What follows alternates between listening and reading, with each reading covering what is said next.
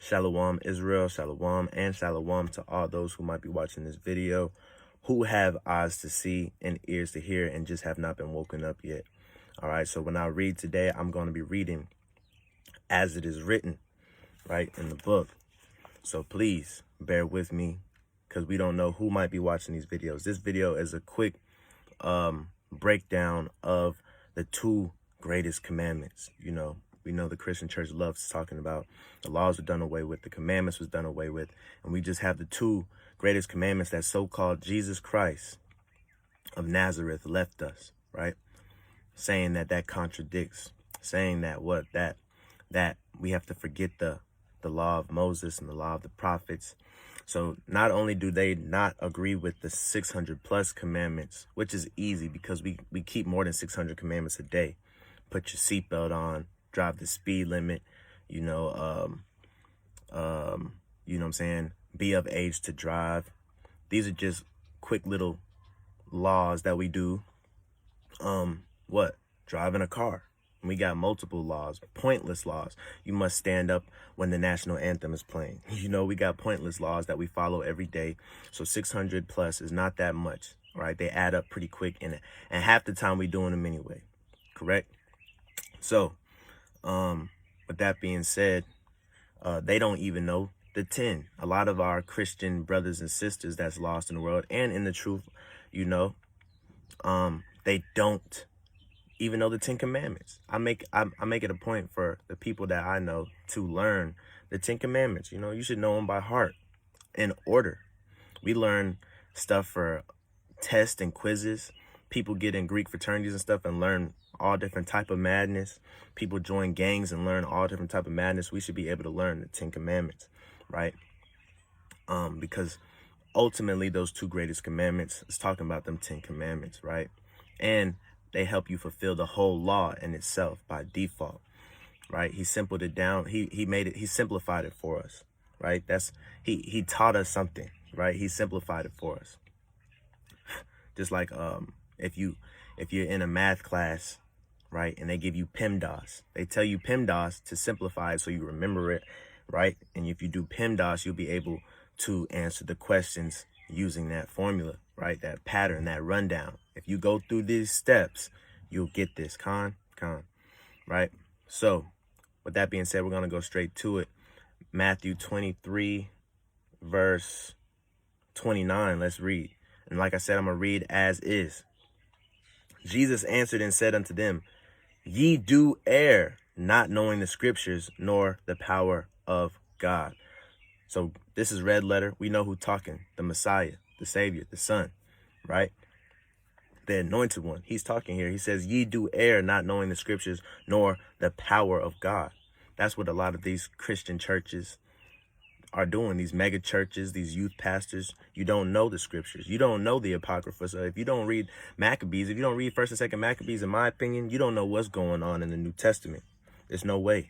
You don't know who's a centurion. You don't know who's an Israelite. You don't know who's a Gentile. You don't know what's going on. You don't know what happened between Greece. You don't know, the Greeks. You don't know what happened between the Romans, the treaties that was made, the agreements that was made, the battles that took place. You don't know what's going on. You don't know why Paul's talking the way he's talking because he knows the law. You don't know why certain people are moving the way they're moving. You don't know why people are in Galatia, Philippi. You don't know why people are in Ephesus. You don't know why these things are so, because you err not knowing the scriptures, right? Let's keep reading and get straight to it.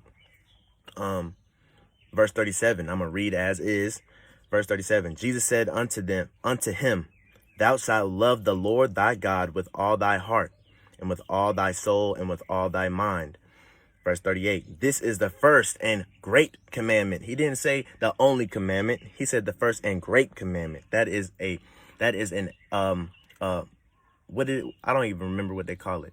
When you describing something, right? A pronoun, that's a pronoun. He's giving description of this commandment. It's a great commandment, but that's not the only commandment, right?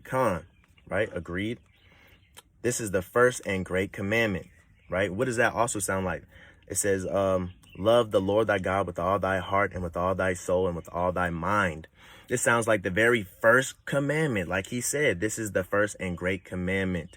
That was why we need to learn this in order, because it's given us in order for a reason. He didn't just drop these things down. The first and great commandment was the first commandment. Love God, put no other gods before him, right? And that couples with the first three, really, because we love God, don't put no other gods before him, no graven image, and we don't take his name in vain. These are all pertaining to the first and greatest commandment. So all these things line up. It don't contradict. He still didn't say that there's only one that replaced it. He's saying this to simplify it. Verse 39, and the second is like unto it. Thou shalt love thy neighbor as thyself. On these two commandments hang all the law of the prophets. Let's break those down. And the second is like unto it, thou shalt love thy neighbor as thyself. If you love your neighbor as thyself, right, he's simplifying the rest of the commandments. That was the first three, really the first four, but love God because you keep the Sabbath holy because he rested. So we rest, right? So the first four is really for the Most High, right? The first and greatest commandment, love the God with all your mind, soul, and all your heart. First four out the window with that one, right? And if you do the second one, right, love your neighbor, you're not going to bear false witness on your neighbor. You're not going to covet your neighbor. You're not going to commit adultery with your neighbor's wife or neighbor's husband. You're not going to steal from your neighbor. You're not going to kill your neighbor. You see, you're going to honor your mother and your father. You're going to do these things because you love your neighbor, right? The people that you live in amongst, the people that are your people, you're going to love them. So the Most High sent his son to teach us something, to simplify, to give us the keys, to give us the understanding, to give us the what do they call it in school? To give us the formula, right? And if we live by this formula, we can't go wrong, right? So let's go to Exodus 20 real quick. For all y'all that don't know where the 10 Commandments are, it's Exodus 20, right? Also, at the top of Exodus 20, he tells us what Egypt is, you know, if y'all didn't know. You know, you got to learn these little tiny things to help you learn precepts. Exodus 20 is where the commandments at, and also that's where Egypt is. How can we make the two connections? Because he gave us the commandments coming out of Egypt, right? So Exodus 20, Exodus 22, you know what I'm saying? I am the Lord thy God, which have brought thee out of the land of Egypt, out of the house of bondage. We all know that, you know? So let's go to it.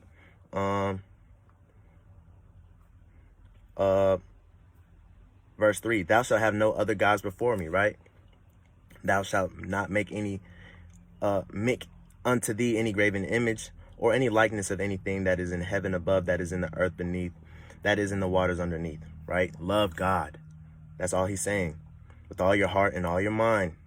Thou shalt not bow down thyself to them, nor to serve them, for I, the Lord thy God,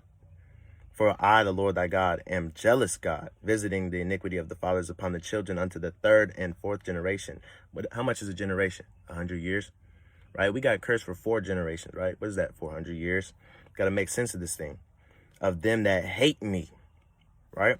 And showing mercy unto the thousands of them that love me and keep my commandments. So he's telling you right here, these first few commandments are summed up in loving God.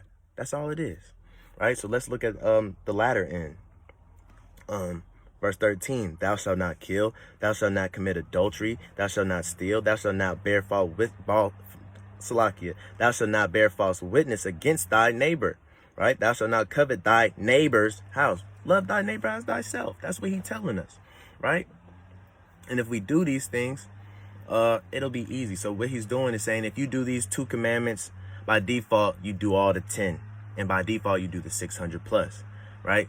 For example, if my favorite subject was math in high school, if I'm in math in high school and he tell me, if I learn these 2 algebra equations, I'll be able to pass the 10 question test. I'm going to be studying all night those 2 equations, right? I'm going to be studying those 2 formulas. You know why? Because he didn't give me the answer to the 10 questions, but he said if I study these 2, I'll pass the test. So I go home, I study all night. I know these formulas and equations in and out. A plus B equals C squared. I know all these things, you know, and when I come to the test, it don't matter if I see it written out in a word problem. It don't matter if they throw up some hypothesis not hypothesis, my bad, Salakia. It don't matter if they throw up a triangle and say get the is it the hypotenuse, whatever it's called, you know what I'm saying? It don't matter if they give me it in number form. I know these two equations in and out, so I'm gonna pass the test, right? So with that being said, we gonna go to this because we got to understand who our schoolmaster is, right? This is Galatians 3 verse 24. Wherefore the law was our schoolmaster to bring us unto Christ, that we might be justified by faith. Everybody always saying we're not justified by works, we're justified by faith. But faith without works is dead, correct? Faith without works is dead. So what does this mean? Wherefore the law was our schoolmaster to bring us into Christ, that we might be justified by faith. A lot of us don't have Christ. We think we have Christ. We've been deceived that we're serving Christ, that we know Christ through the Christian church, through family members, through people that boast us up and we get puffed up from them, right? We think that we're serving the Most High, but we're not, right? Because we have to know the law. If you don't know the law, then you're constantly in transgression. You're constantly outside of the law. So you can't know him. So a lot of people will call on the name, do things like that, do mighty works in his name, fast, pray, give to the homeless. And guess what? The Most High will say, depart from me, I never knew you. You didn't know my law. You never knew Christ, right? So we practice the law until what? We get the Spirit. The Spirit's in us and we know right from wrong.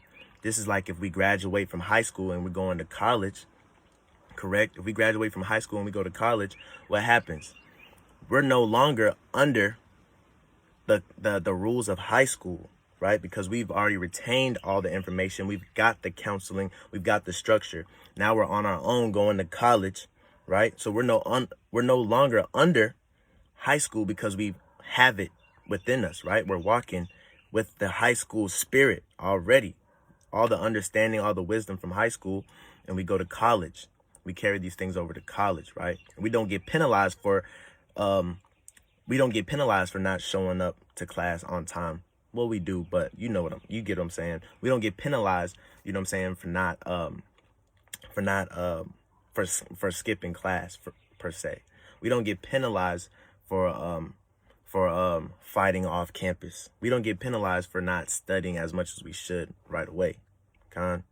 Overall, it'll be to our own destruction if we keep doing things that we didn't learn in high school, right? Because high school prepares us to be in order, to be punctual, to be on time for things, right? So just like that, if we know the law, we're no longer under the law.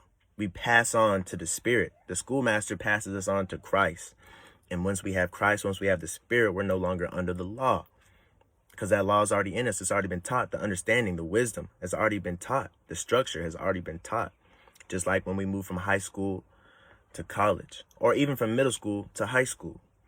So let's keep reading.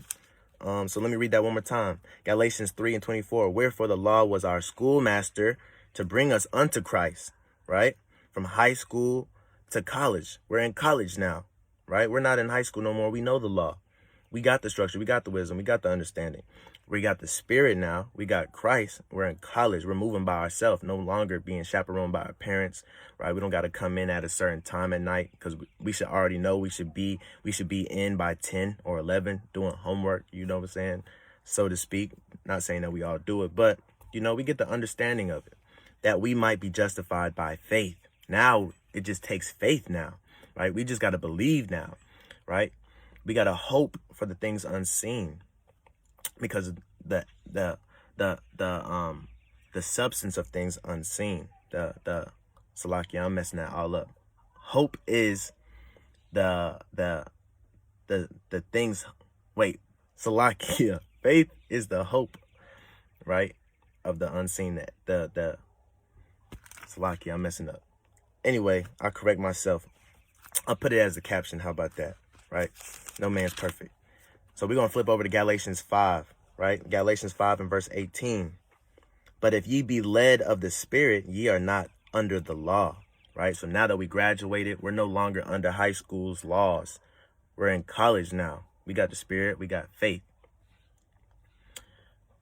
So I hope that edified y'all. I hope y'all were edified. And I hope anybody that's new into the truth understands what Christ was saying when he left these two great commandments. Love God, love your neighbor. Shalom. Y'all have a good one. Peace to the brethren scattered abroad.